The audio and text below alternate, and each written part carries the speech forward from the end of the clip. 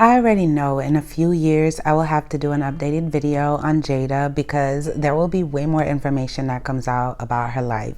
She is like an onion with many layers and a gift that keeps on giving, right? She has been speaking out a lot, especially with her new book, and you will find some people that really have strong reactions towards Jada in a very negative light, and then you will find those that are very sympathetic and understand her and is not quick to crucify her. There's just a lot going on, and I know by now a lot of you guys are tired, but many of you guys just keep requesting that I do a breakdown for her. In this video we will be talking about her childhood. I really feel for Jada, and before you guys type and you comment, I want you guys to really be a little open-minded as you just listen to her story and kind of see maybe if you see her in a different light. But first, hey friend, welcome to my channel Karina Lude, where we deep dive and break down the most iconic stars through history. If you're not yet subscribed, please be sure to do so, and if you're already subscribed, please turn on your notification bell so you never miss an upload. Now, without further ado, let's jump into this video. Let's start with her childhood. So once upon a time, on September 18th, 1971, in the bustling city of Baltimore, Maryland, a star named Jada Pinkett was born. Her dad, Robesall Pinkett Jr., was a hardworking contractor, and her mom, Adrienne Banfield Norris, was a dedicated nurse, and you might just know her as Gammy, especially from Red Table Talk.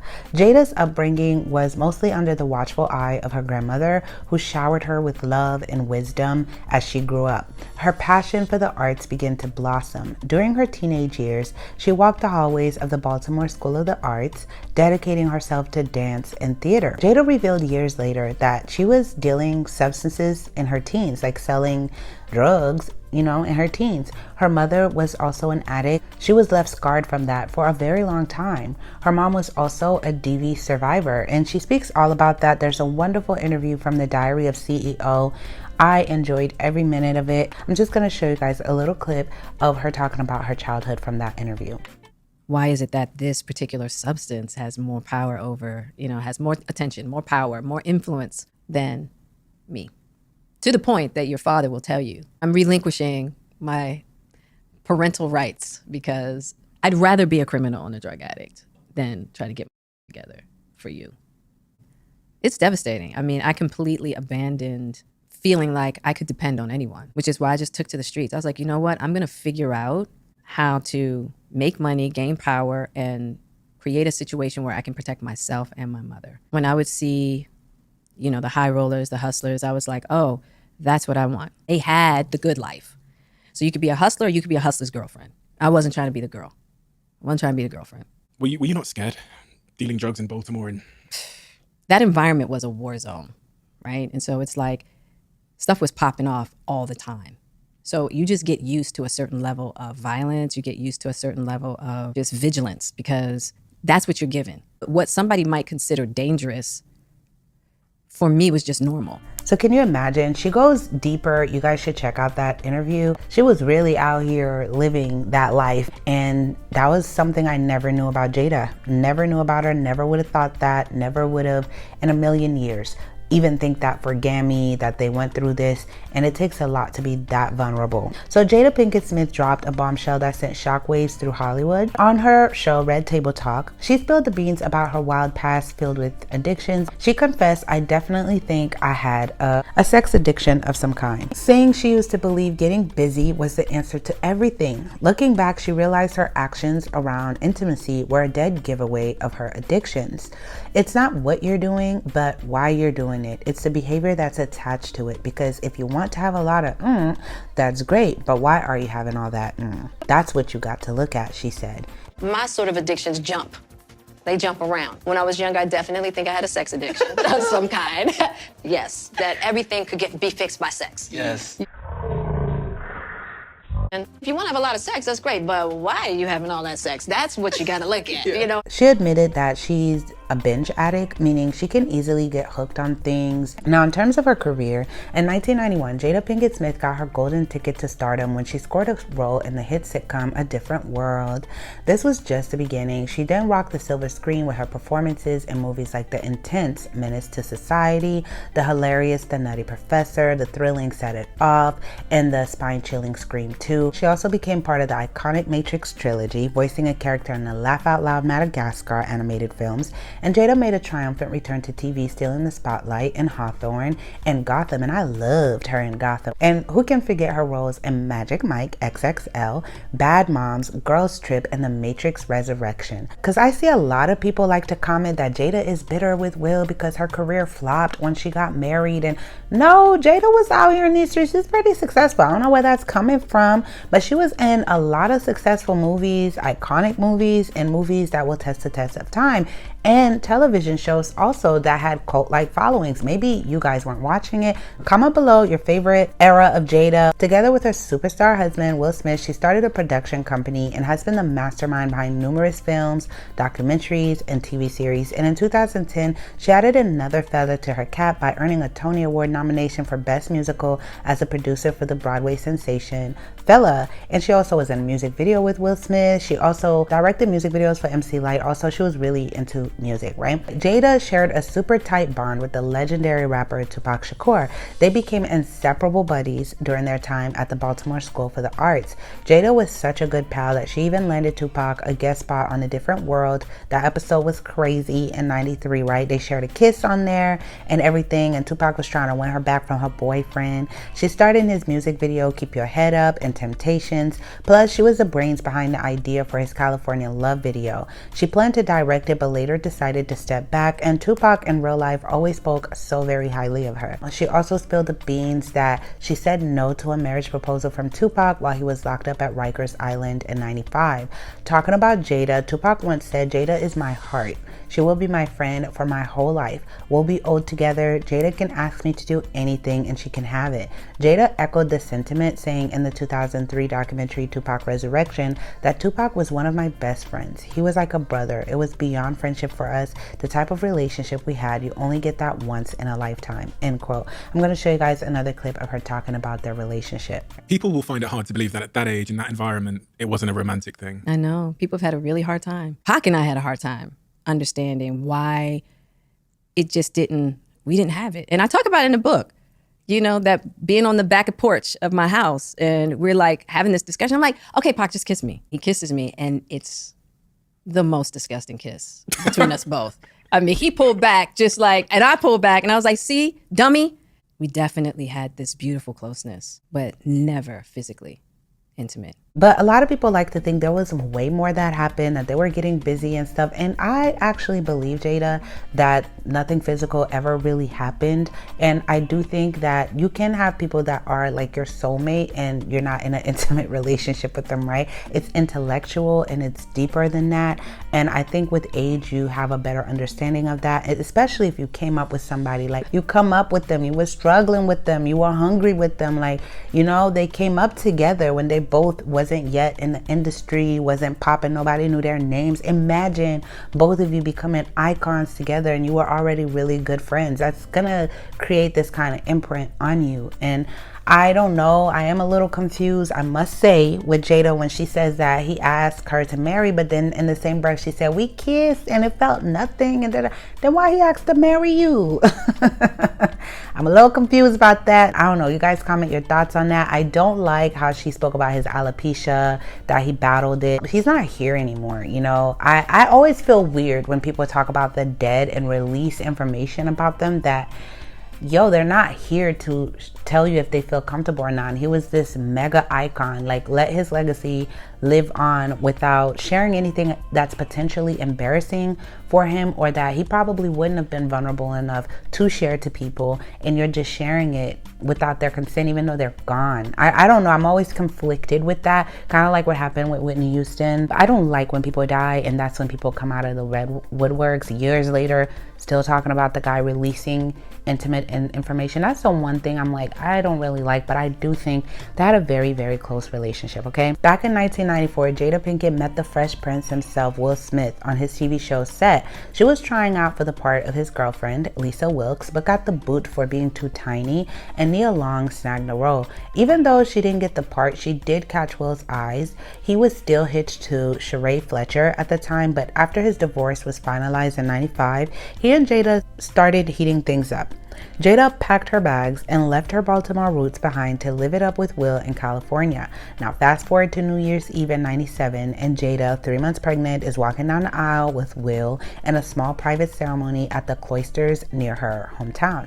They have 2 gorgeous kids, Jaden and Willow Smith, who are quite the stars themselves, and despite being super private about their relationship, Jada spilled that she'd rather ditch her career than let it ruin her marriage. She also confessed that she never really wanted to tie the knot, but felt pressured because she was young, pregnant, in the spotlight. Her mom also nudged her towards marriage. "I went crying down the freaking aisle," Pinkett Smith recalled on the Red Table Talk. "My first trimester was horrible, and I was so upset that I had to have a wedding. I was so pissed." I really didn't want to get married, but... We only got married because Gammy was crying. Well, Gammy, this is what happened. I knew, I was like, I never wanted to be married. I didn't want a wedding either. She didn't want it, I was yeah. like, I don't want to get married, and now Gammy done gone to Will crying about, I don't want to have a wedding, and now I'm being forced to have a wedding. Yeah, wedding was horrible. It was a horrible wedding. It was a mess. Jada was sick. She was very unpleasant. She also wasn't a fan of the idea of marriage itself, saying, "I just never really agreed with the construct. I still don't. Till death do us part is real for me. It's just all of the rules and all of the ideas, that accepted conventional definition of life in the paradigm. I'm not that," end quote. Will and Jada prefer to call themselves life partners rather than being married. Will joined Jada Pinkett on an episode of Red Table Talk to open up about a low point in their marriage that left his wife in tears. He said, "There was a period where mommy woke up and cried for 40 days straight. I started keeping a diary." Will told his daughter Willow, who sat at the table with her parents. "It was every morning," he continued. "I think that's the worst I've ever felt in our marriage. I was failing miserably," end quote. And from there, you know, you and I were going through a very difficult time. Yeah. And we decided... I was done with your ass. Yeah, you kicked me to the curb. I was done with you. Yeah. We decided that we were going to separate for a period of time, and you go figure out how to make yourself happy, and I'll figure out how to make myself happy. Well, at that particular point in time, it was indefinite. Yeah, I really felt like we could be over. You Yeah, know? no, we were over. You, during that time, launched into an interaction with August. What do you feel like you were looking for? I just wanted to feel good. It had been so long since I felt good. And in 2013, Jada stirred the pot when she hinted at an open marriage with Will, but she later clarified on Facebook that it was about trust and love, not an open marriage. Before we go further, I think Jada probably, you know, when you grew up without seeing a real example of a loving home and it's functional, you can kind of have a distorted view of marriage and love. And though everything looked picture perfect on the outside, it kind of probably she wasn't ready. Like she said, "I can imagine being pissed on the day of your wedding." And while Will was super happy, talking about Jada is like his dream girl, but I can imagine, and then she's vocal about it. We will have a discussion in the end about when is it too much, like sharing, you know, when do you share too much? And I'm sure Jada sees how the world is reacting to her sharing. Like she said several times, she doesn't care about what the world says or opinions of people and stuff. But then when stars say that and then they go on and write books and do tell-alls or do biopics for themselves, you have an opinion that you want the people to have. If you do sit down interviews, it's so people can formulate their opinions. When you really don't care about the opinions of others, you just kind of disappear and you're quiet. They both make enough money to and have enough money to really, you know, lay low for the rest of their lives, and they wouldn't be homeless or penniless, if you catch my drift, right? So in a way, it's kind of contradictory because you see how the world was reacting no matter what. I know it's healing and stuff, vulnerable, but shouldn't that be for your therapist? We can't help you heal, right? We can't help you heal. If anything, people are buying her book I don't think for healing. I don't think they're buying to heal. They're buying to make a mockery of your family, which is supposed to be sacred. You're supposed to protect, right? I don't know, but there's a thin line when your family is being monetized, kind of like the Kardashians, where celebrities monetize their families. So then you have to share. You have to be more scandalous than before. The attention that comes with it. And it's like, what about the kids? What about years down the line? But she said she does not care. That's my thing. But I'm like, what about Will? Look how he's being perceived, you know, regardless if he was the villain in this situation. but publicly it's making her look bad, her look mean. And even if people wanted to sympathize with her, they're getting turned off by how much she's sharing.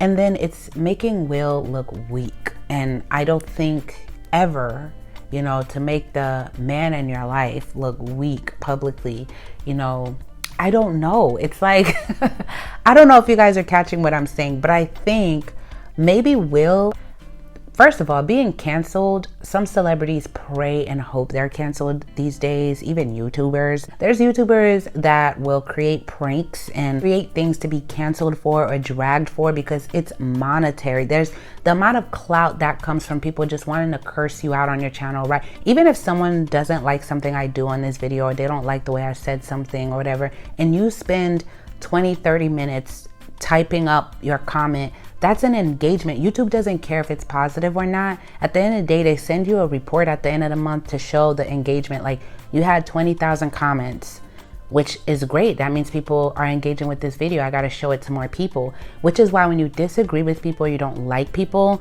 it's best to just not support them, right? And a lot of people are saying they don't want to hear about Jada. They don't want to hear about Will. They're tired. But you guys, I know I sound hypocritical because I just did a video, but I know the video is going to get views because they've been trending and they're going to continue to trend for years. And people are going to buy her books. People are going to tune into any interviews she does. And that means monetary, like for them, it's a fuel. Like anytime things will go low, they'll know, hey, we're about to sell something, create a scandal, you know?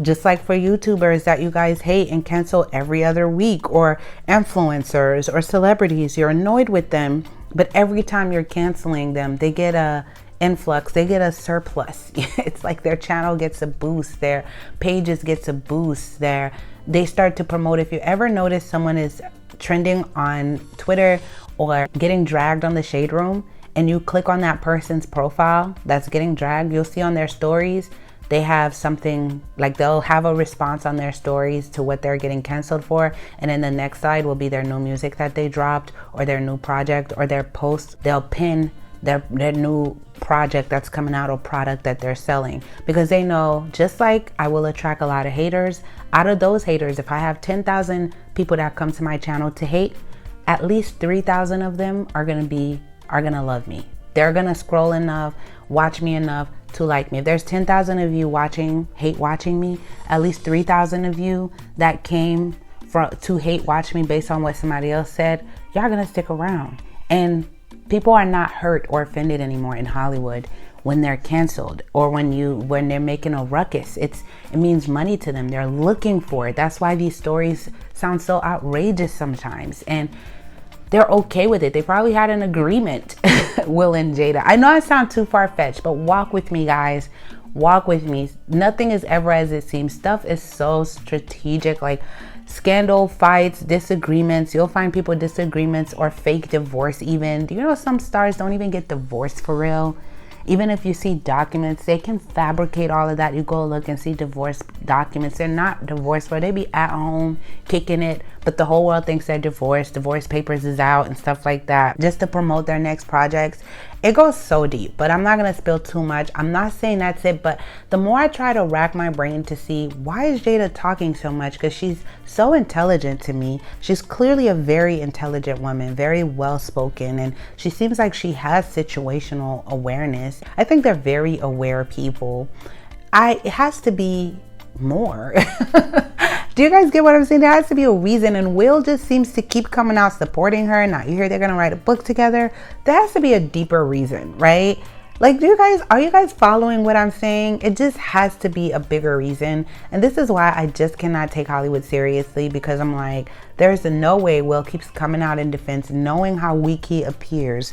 And Will plays some strong characters. He's very articulate. Will cares about his image. From interviews when he was a Fresh Prince, you know, you can see Will always cared about his image and how he is perceived. And unless he's under some voodoo spell, and Jada is just this high priestess that got him spellbound, and he's trapped and he's just like cannot say anything bad about her, then that is crazy to me. It's so out of character from what we have seen, but then they're all actors. So do we even know what their character is? I want you guys to sound off in the comments, but let's continue from my long rant, okay? Then in 2020, singer August Alsina, a friend of their son Jaden, dropped a bombshell. He claimed that he and Jada had a secret fling back in 2016, and Will gave them his blessing.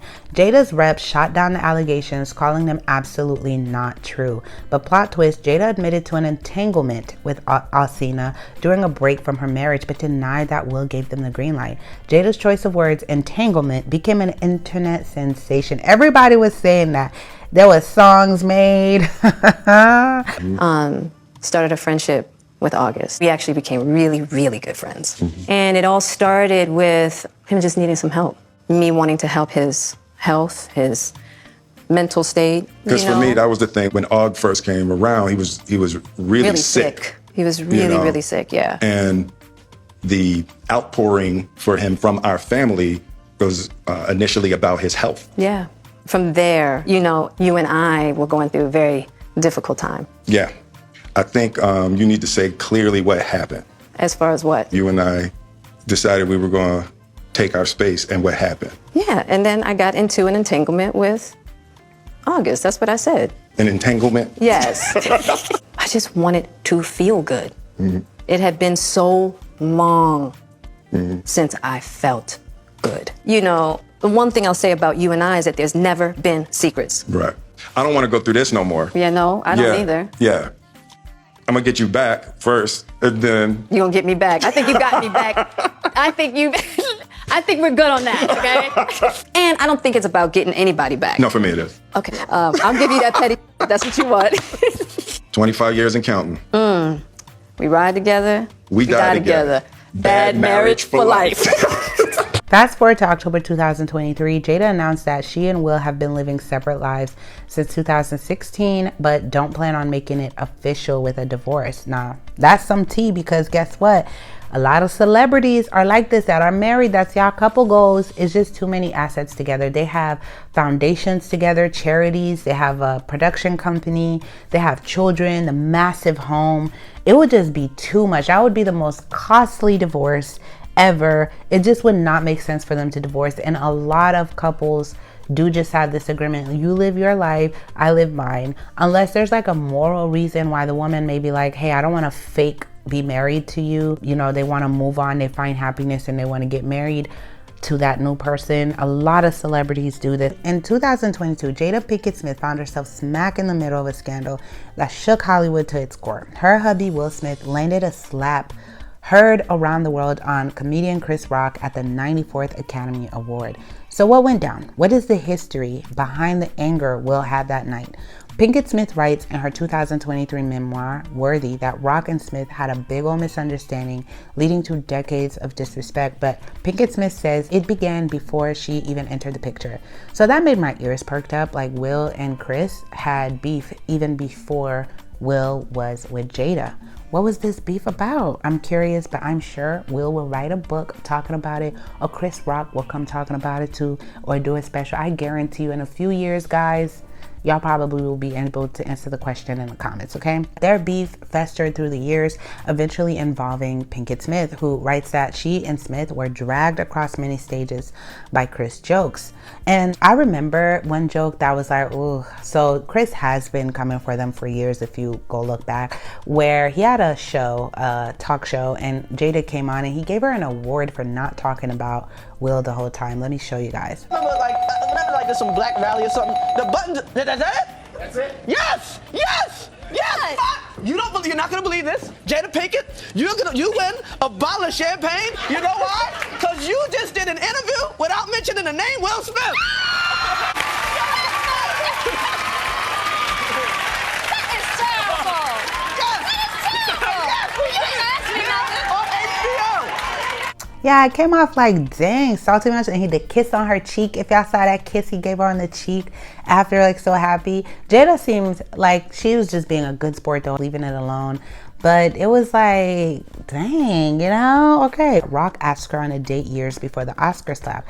I think every summer all the reports would come out that me and Will were getting a divorce. And this particular summer, Chris, he thought that we were getting a divorce. So he called me and basically he was like, I'd love to take you out. And I was like, what do you mean? He was like, well, aren't you and Will, you know, getting a divorce? I was like, no. And he profusely apologized, and that was that, she said. I felt bad for both gentlemen. You know, I really feel like Jada could have not responded at all. When she gave her response, oh my goodness, I was cringing. She in a sense made it worse. Threw him under the bus. Regardless, she should have never said, why? If we haven't been calling each other that in so long. That was so unnecessary. I don't know if I think, like I said, Will Smith must be under some juju because I don't understand. If I put my whole career on the line, embarrass myself like that to slap someone for disrespecting you, and then you tell the world that you've been separated for long, like you were shocked and you were this, that's crazy to me. I wouldn't have even said that, and I would have been so pissed. Comment below your thoughts. I don't know. She could have played along for the sake of his pride, you know what I mean?